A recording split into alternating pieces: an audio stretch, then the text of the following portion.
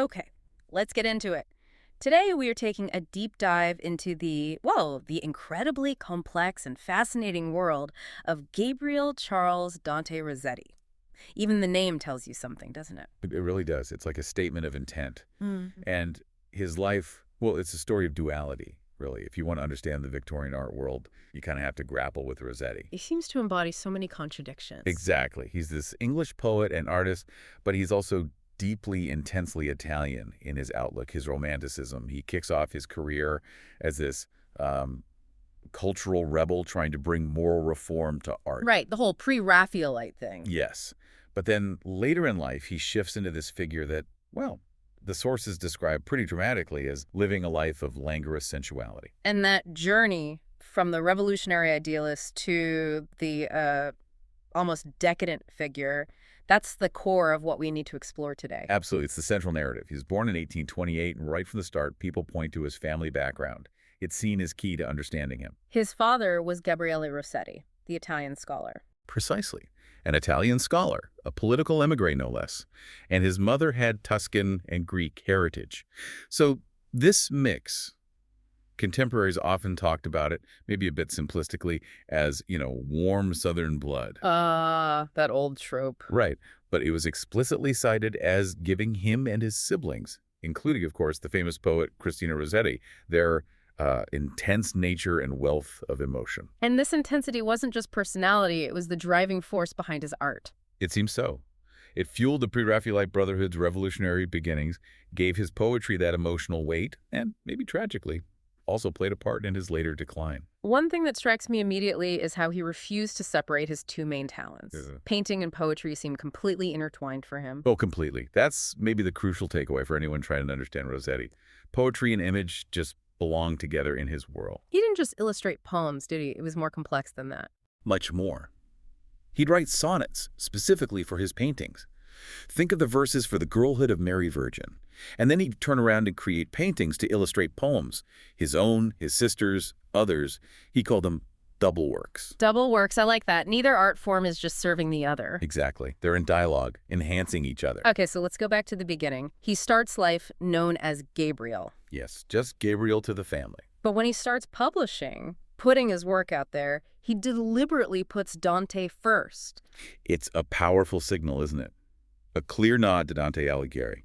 It tells you straight away about his passion for medieval Italy, for its art and its poetry. He's basically branding himself from the outset. Pretty much. And like his siblings, he had this dual ambition right from the start, poet and painter. You can trace his training King's College School, then Henry Sass's Drawing Academy for a few years. Around 1841 to 45. That's right.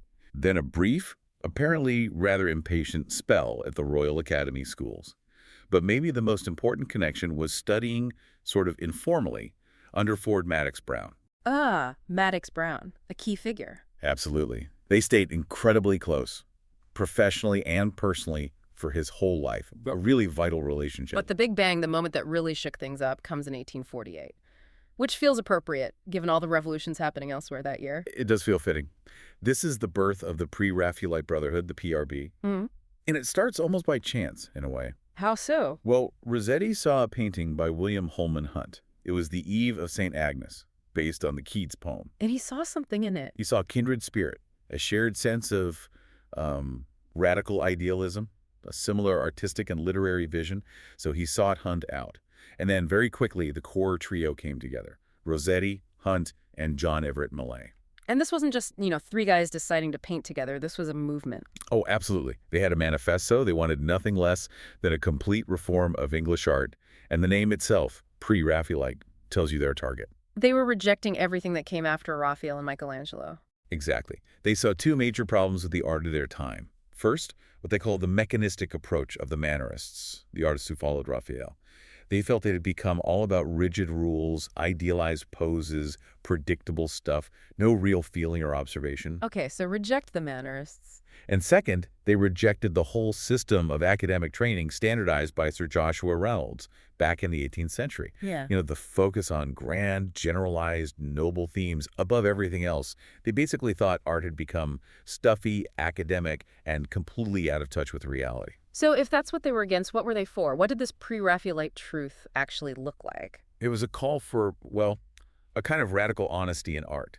They wanted to go back to the art before Raphael, the early Italian Quattrocento, the 15th century, and also Flemish art. They saw real spiritual depth and incredible technical skill there. What characterized that style for them? Things like abundant detail, intense colors, and complex compositions, and a fierce commitment to realism. They were heavily influenced by the critic John Ruskin, who became a major champion for them. Ruskin was huge back then. Immensely influential. And Ruskin really emphasized their methods. Every background painted to the last touch, in the open air, he said. And maybe most radical for the time, every figure had to be a true portrait of some living person. No more idealized generic saints or heroes. Precisely. And that's where Rossetti immediately got into hot water, using real contemporary people for sacred figures. With his first big paintings. Yes, straight away. The Girlhood of Mary Virgin in 1849, and then, even more controversially, Ecce Ancilla Domini in 1850, the Annunciation scene. What was so shocking about them? He used this intense realism to show the Virgin Mary not as some distant, ethereal queen of heaven, but as was a recognizable teenage girl. Maybe a bit awkward, looking quite apprehensive, reacting to this overwhelming event. It completely defied Victorian expectations of religious art.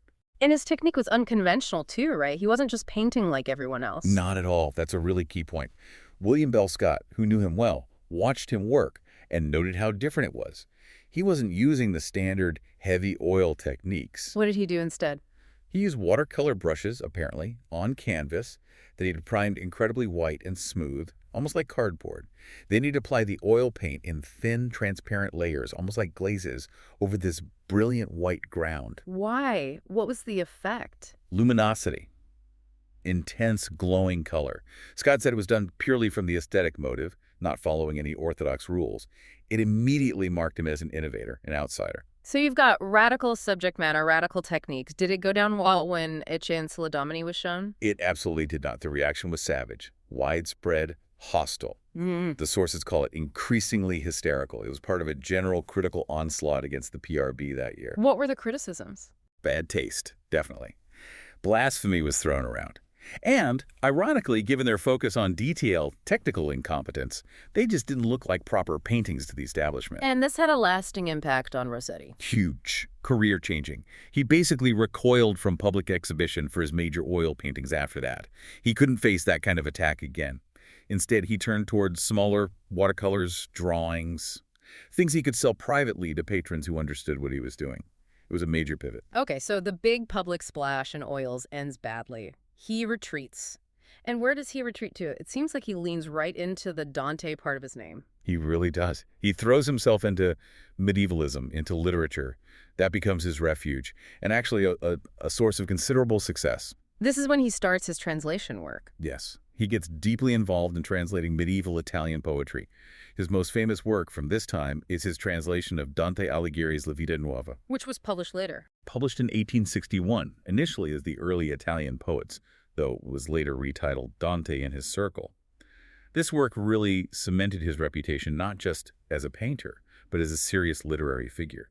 He became this kind of bridge connecting Victorian England back to the world of Italian romance. And this period, the 1850s, is also when Elizabeth Siddal enters his life. Ah, Siddal. Yes. Absolutely pivotal. They met around 1850. She was modeling for various PRB artists initially. But Rossetti became completely captivated by her. Utterly. For the next decade, she became everything to him. His primary muse, definitely, but also his pupil. He taught her to draw and paint, quite seriously, his great passion. And eventually, in 1860, his wife. Their relationship, which was incredibly intense and, well, complicated, really underpins so much of his art from this decade. So his art in the 50s reflects this turn towards literature and medieval themes. Absolutely. It's steeped in Dante, obviously, but also hugely inspired by Sir Thomas Malory's Le Morte d'Arthur, the King Arthur stories. And technically, since he was avoiding big oil paintings, he innovated in watercolor. He did. He developed this really distinctive watercolor technique. Instead of thin washes, he used thick, dense pigments mixed with gum arabic. Why gum? To make the paint richer, more opaque, almost like oil paint in its intensity, but with a unique texture.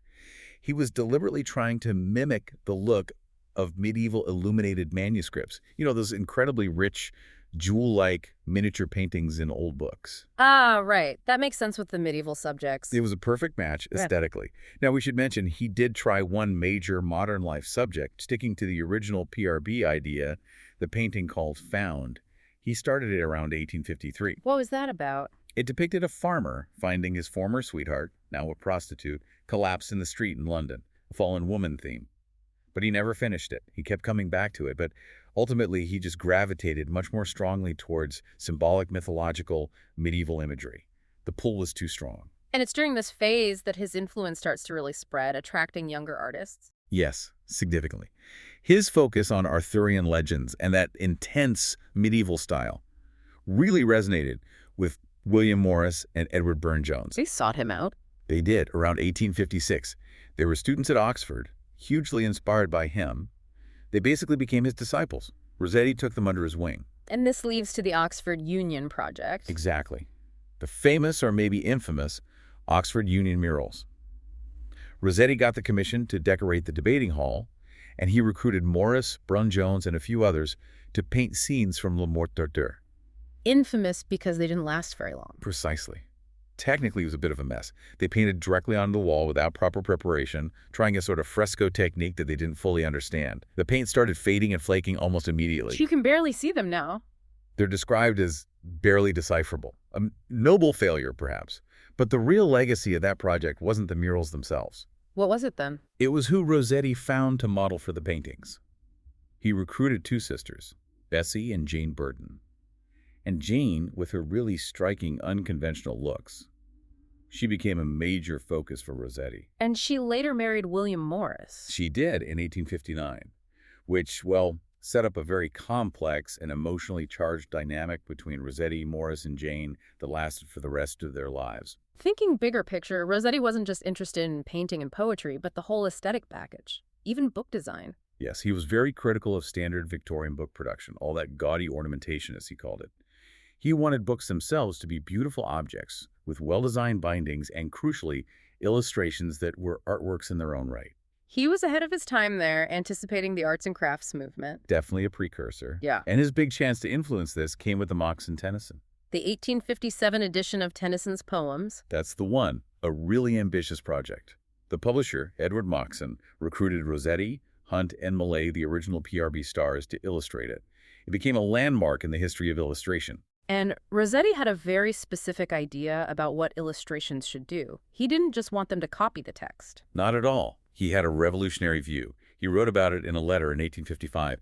He said he wanted to illustrate poems where one can allegorize on one's own hook without killing for oneself and everyone a distinct idea of the poets. Allegorize on one's own hook. What does that mean exactly?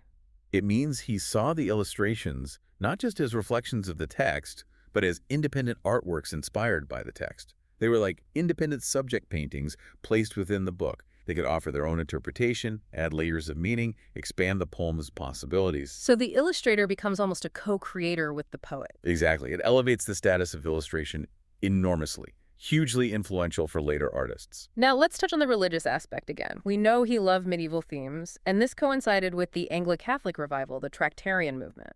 Yes, the Oxford movement. Starting around 1833, it was all about bringing back more ritual, symbolism, a more Catholic feel, into the Church of England. This definitely fed into Rossetti's aesthetic interests in the late 40s and early 50s. He loved the visual richness, the sense of ancient tradition. And you can see that in his early work. Clearly. In The Girlhood of Mary Virgin, for example, there are details like the little altar with flowers, which looks very Catholic. And the subject itself, Mary sewing a red altar cloth, directly connects to the Tractarian emphasis on women doing traditional church embroidery. Remember, the PRB's original aim included moral reform, often expressed through this kind of religious sincerity. But here's the paradox, isn't it? He uses all this religious imagery, biblical language. Think of the Blessed Damozel or his poem Aviet, personally. Personally, he wasn't conventionally religious at all. His brother, William Michael, who knew him best, stated quite clearly that Dante Gabriel professed no religious faith. Apparently, he only went to church very occasionally. So why use all the religious themes? For their power, their aesthetic richness, their emotional resonance, the built-in symbolism about body and soul, earth and heaven. He was drawn to the drama and beauty of faith, you could say, rather than the doctrine itself. It was a way to explore profound themes through art without needing personal belief. That feels very Rossetti. Using the form without necessarily buying into the content. It's that consistent duality again, isn't it? Right, let's move into the 1860s, because this seems to be where everything shifts dramatically again. He's married Elizabeth Siddal, and he goes back to oil painting. He does, but it's a completely different kind of oil painting. He totally abandons that detailed, intricate PRB style. So what's the new style like? It's the style most people probably associate with Rossetti now. These powerful close-up images of women in flat pictorial spaces characterized by dense color. Very sensual, very intense. And where is he looking for inspiration now, if not the early Italians? He shifts his gaze forward to the high Renaissance masters, people like Titian, Veronese. He's drawn to their rich colors, their textures, their portrayal of opulent beauty. It's a much more, well, fleshy aesthetic. And this style had a big impact later on. Huge. It became a major influence on the development of the European symbolist movement towards the end of the century. They love that intense, mysterious, psychologically charged feel. But this artistic transformation happens alongside immense personal tragedy, the death of Elizabeth Siddal in 1862. Yes, it's impossible to separate the two. Her death was absolutely devastating for him. She died from an overdose of laudanum, which was an opium tincture widely used then. And it was suspected suicide. Highly suspected, yes. Especially as it came shortly after she had delivered a stillborn child. Rossetti was overwhelmed by grief and perhaps guilt. Which led to that incredibly famous, almost Gothic gesture. The burial of the poems, yes. In a kind of dramatic, grief-stricken impulse, he took the only manuscript of many of his unpublished poems and placed it in the coffin with Elizabeth before she was buried at Highgate Cemetery. But that wasn't the end of the story for those poems. No, it wasn't. Years passed, but friends and his agent kept urging him to retrieve them. They argued the poems were too important to be lost forever. And eventually he agreed. Reluctantly, yes. In 1869, he gave permission for the coffin to be exhumed, secretly, at night. The manuscript was recovered, apparently slightly damaged, but legible.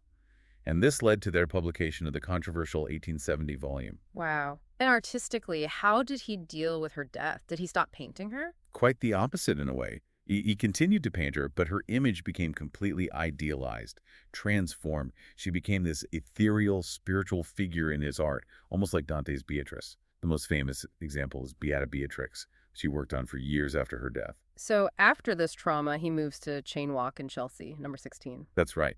And this is where his life takes another turn, towards increasing reclusiveness and eccentricity. Chain Walk became this kind of bizarre sanctuary. The stories about his zoo there are legendary. They really are.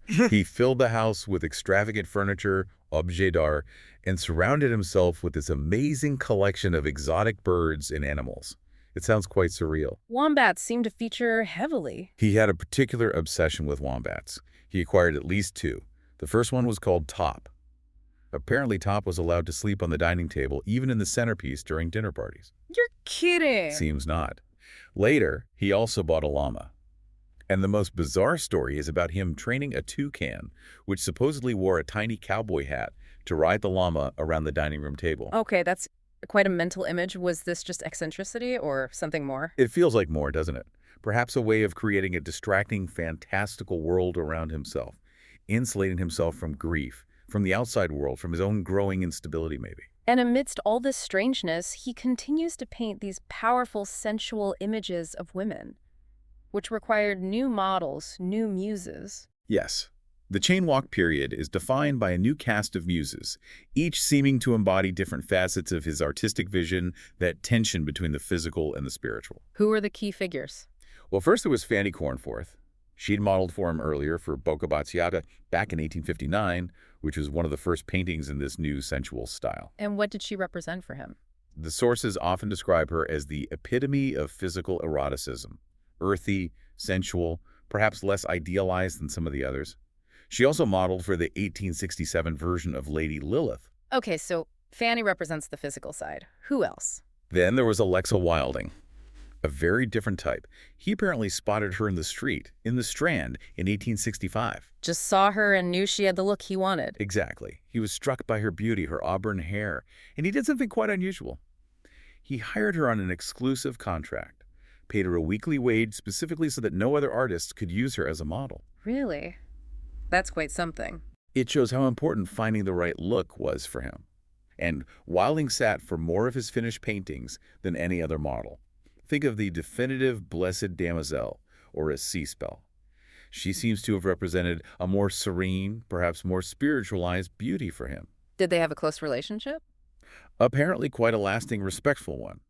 She remained loyal to his memory, even regularly placing a wreath on his grave after he died. She was the professional muse, you could say.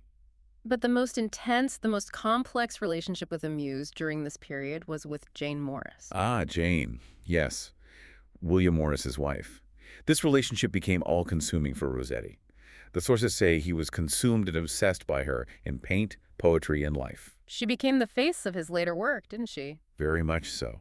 He painted her again and again, glamorizing her, transforming her into this sort of ethereal goddess.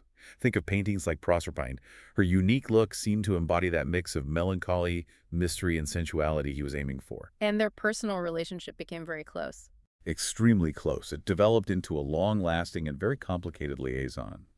They started using Kelmscott Manor, the house the Morrises and Rossetti rented together, as a kind of private retreat from 1869 onwards. Especially when William Morris was away. Particularly when Morris was away on his long trips to Iceland in 1871 and 1873. It was an intense, emotionally fraught situation for everyone involved. So, artistically, he's producing these iconic, highly stylized works, but then those exhumed poems get published in 1870. And bang. Instant scandal. What was so scandalous about them? By today's standards. By today's standards, probably not much, but for Victorian sensibilities, they were shockingly explicit. Especially the poem Nuptial Sleep. What was that about? It describes a couple lying quietly together, falling asleep immediately after sex. That level of physical intimacy, that post-coital moment described in verse, was considered deeply inappropriate, almost indecent, for public consumption. And this led to a major critical attack. A ferocious one. Led by the critic, Robert Buchanan. He wrote this scathing review, later expanded into a pamphlet, titled The Fleshly School of Poetry. The Fleshly School. That's quite a label. It stuck. Buchanan basically accused Rossetti and others, like Swinburne, of being obsessed with physical sensations, of being immoral, of corrupting poetry.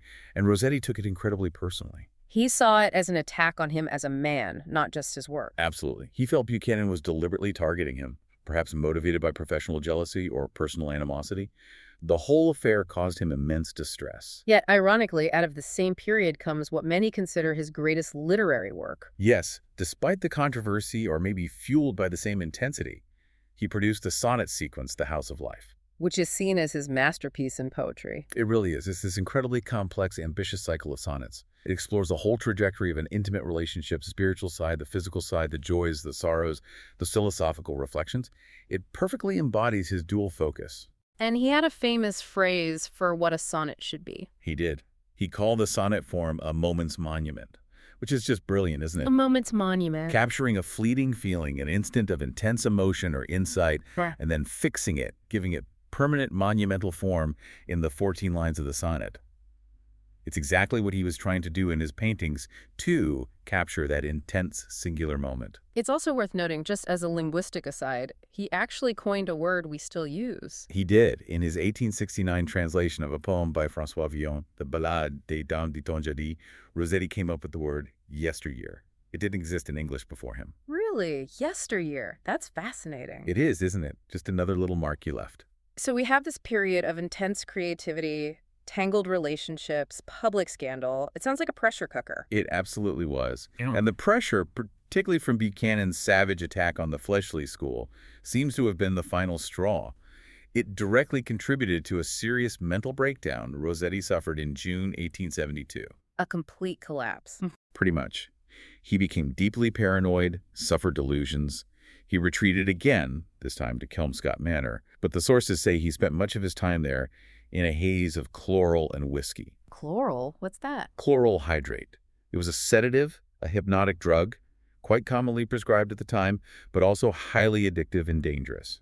You start taking it apparently to help with insomnia and perhaps pain following a minor operation, botched procedure to remove a hydrocele. And the whiskey?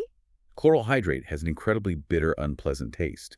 So like many users at the time, Rossetti started mixing it with large amounts of whiskey to mask the taste, which of course created its own problems. Alcohol psychosis, the sources mentioned. Yes. The combination was devastating. It destroyed his physical health and worsened his mental state, fueling his paranoia.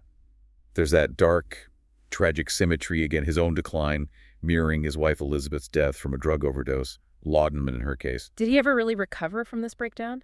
Not fully. He seems to have been fundamentally changed by it. Yeah. He left Kelmscott rather abruptly in 1874. There were tensions with Morris, partly over the reorganization of Morris's decorative arts firm. He went back to Chenois. And spent his last years there. Yes, essentially as a recluse, dominated by the drug addiction, poor health, paranoia, a very sad end to such a vibrant life. And he died quite young, didn't he? Only 53. That's right, he died in 1882.